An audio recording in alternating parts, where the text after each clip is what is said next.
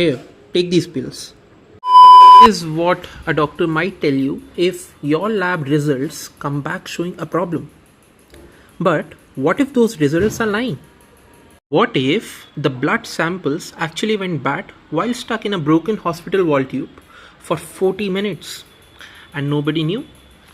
70% of lab errors happen before a sample is ever tested. The sample degrades in transit, but the testing machine is just blindly reading what it's given. Specimen integrity black box to stop this. This is kind of like an airplane black box or a flight recorder, but for hospital samples. It watches how the sample traveled through the hospital to make sure it's still safe to use. So here's our main screen, the Trust Pulse.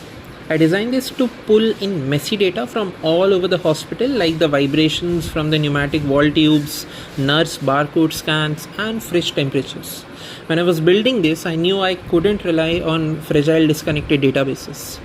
That's why I made Splunk the absolute core of this project. It's not just storing data, it's doing the heavy lifting. I use Splunk's built-in tool to instantly catch when a sample's journey looks dangerous. Let's say pushing those risky samples straight into an active review queue. But just spotting the problem isn't enough. I wanted to make investigating these errors effortless. That's why I built a smart AI agent into the system. And because my priority is kind of more inclined towards AI security, hence I made sure that this isn't just a basic chatbot that might make things up. I locked it down.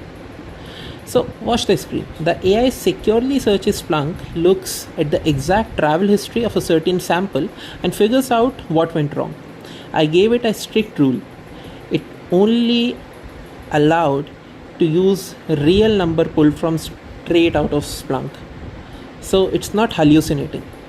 Every single claim it makes has to have a point, and it should have some matching correspondent with the real event logs. It cannot be a guess. Let's look at a critical case I pulled up. The testing machine thought this sample was fine, but my AI caught a severe delay and too much physical shaking. The AI suggests exactly what to do next, like hold and redraw the blood. So we cannot just use this to test our patient's health. But here's the catch. I firmly believe AI should never make a medical decision on its own. A real human always has to review the evidence and click approve. So we introduced human in the loop.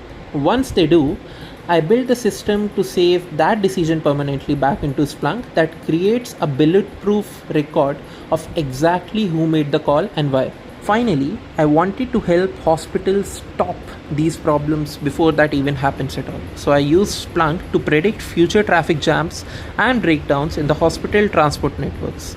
The AI reads those predictions and writes a simple plain English report every day. It tells the hospital exactly which equipment needs to be fixed before it's ruined and might ruin another batch of samples. I built the specimen integrity black box to be highly secure, completely honest about what it can do and can't do, and laser focus on one goal: using data to catch hidden medical errors before they ever reach the patient. Thank you.